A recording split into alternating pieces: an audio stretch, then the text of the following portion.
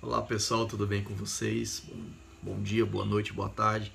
Independente do horário que você está assistindo esse vídeo, eu espero que ele te traga informações importantes a respeito da história de Buriti dos Lopes. Eu quero trazer hoje em vídeo uma das histórias mais conhecidas do nosso município. Para quem estuda a história de Buriti dos Lopes, é uma das histórias mais famosas, como também é muito desconhecida de boa parte do público, de boa parte dos estudantes e de boa parte do povo de Buriti dos Lopes, que é a história do escravo Aleixo. Aleixo era um dos escravizados que viviam aqui em Buriti dos Lopes. Buriti dos Lopes não guardou nenhum vestígio, resquício, notícia dos seus escravizados. Nós não temos local do cemitério dos escravos. Nós não temos relatos seu modo de viver, de onde eram suas casas. Nós não temos relatos aqui na nossa cidade, por exemplo, de onde eles congregavam a sua fé. Como em muitas outras cidades, haviam igrejas dos pretos e a igreja dos brancos, a igreja da elite, a igreja daqueles que eram livres. Mas existiam igrejas cristãs, no caso católicas, apostólicas romanas, de pretos, como em muitas cidades. Um exemplo é a cidade de Oeiras. Mas a vila de Buriti dos Lopes não guardou registros, apenas alguns bem poucos, como um documento de Luiz José Demétrio, afirmando que o comércio de escravos vindo da África não existia mais em Buriti dos Lopes, mas nós temos também uma lista, um documento com uma lista de escravizados. Eu uso esse termo, que é até melhor do que escravos, porque eles não eram escravos, eles foram escravizados, não nasceram dessa forma. Mas o comércio vindo da África havia cessado aqui para Buriti dos Lopes, então não tinham escravos boçais, que eram escravos novos, né? Recém-chegados. Mas havia ainda um comércio de escravos aqui dentro do nosso município, da nossa vila. Inclusive há um relatório, uma relação de escravos, mulheres escravas, a filiação e os seus senhores. É uma valiosa descoberta. Aí eu tenho aqui no livro um documento de 1831. Na época, o juiz de paz de Buriti dos Lopes, Luiz José Demétrio, envia a Parnaíba aqui um documento afirmando que o comércio de escravos boçais já não existia mais. E um dos escravizados que residiu em Buriti dos Lopes, que foi propriedade de uma poderosa família em Buriti dos Lopes, ele protagonizou um dos espetáculos mais horrendos que se tem notícia entre a história de Buriti e Parnaíba, que é a história do escravo Aleixo. Aleixo foi um escravizado que matou a sua senhora, Dona Carolina Tomásia. Carolina Tomásia, que era filha do coronel Simplício Dias da Silva, poderoso fazendeiro, político na cidade de Parnaíba. Ele mata Dona Carolina Tomásia na noite do dia 27 de agosto de 1850, onde era realizado uma festa dos negros escravos na senzala. Assim, a história conta.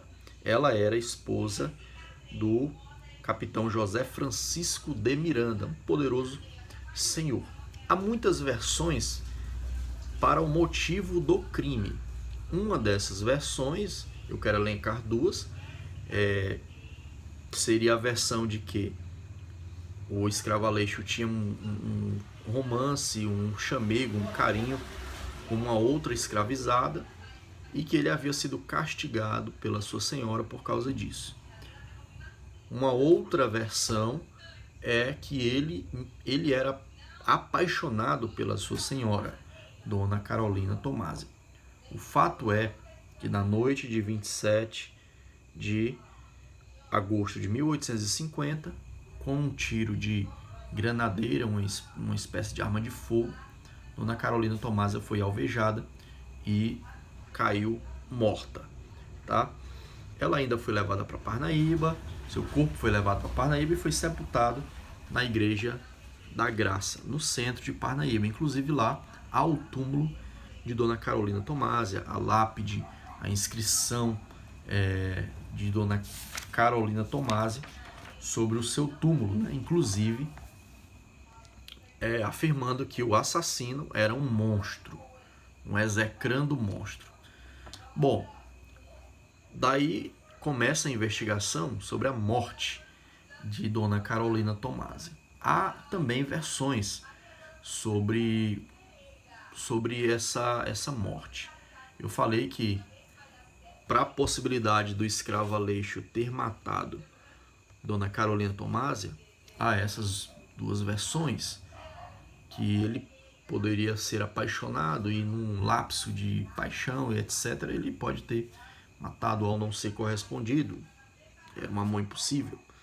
Ou ele tem essa outra versão de que ele teria sido castigado dias antes pela sua senhora e isso teria motivado uma vingança cruel por parte de Aleixo. Essas duas versões elas são inclusive bem fracas. Há uma outra versão da investigação e os historiadores têm buscado fazer um recorte histórico, um resgate histórico a respeito disso.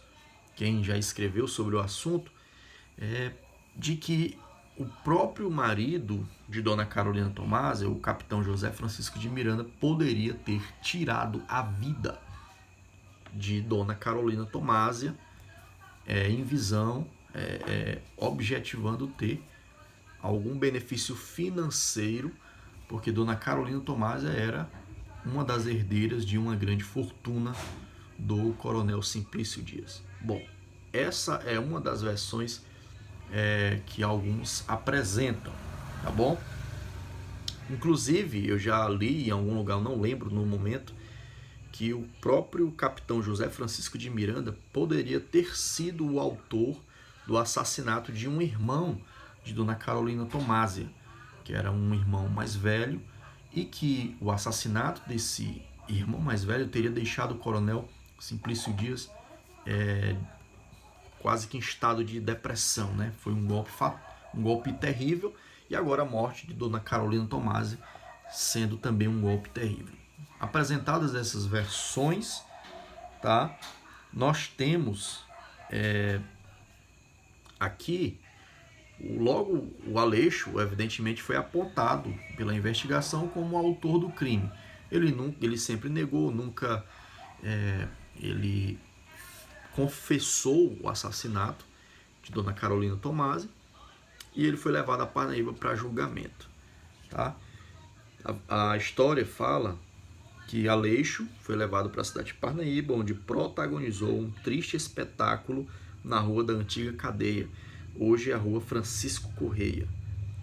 E no dia 14 de abril de 1851, portanto, aproximadamente um ano depois, às 8 horas da manhã, Aleixo, né, vestido com a túnica mortuária, tendo uma corda em seu pescoço, ele foi levado, tá?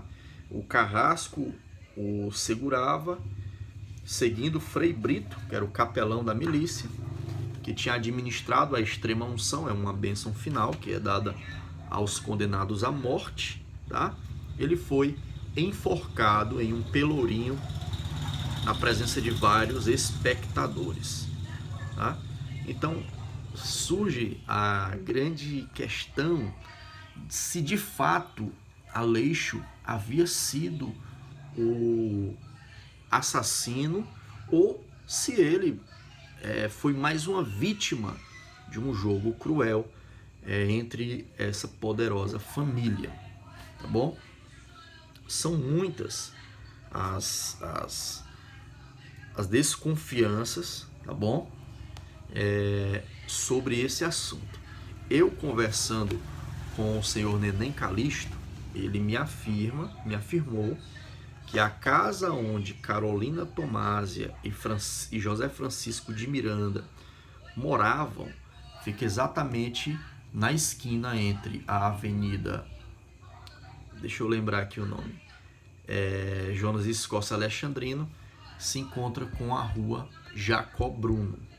Então, é ali naquela esquina onde tem um terreno hoje e tem ainda vestígios de uma grande casa.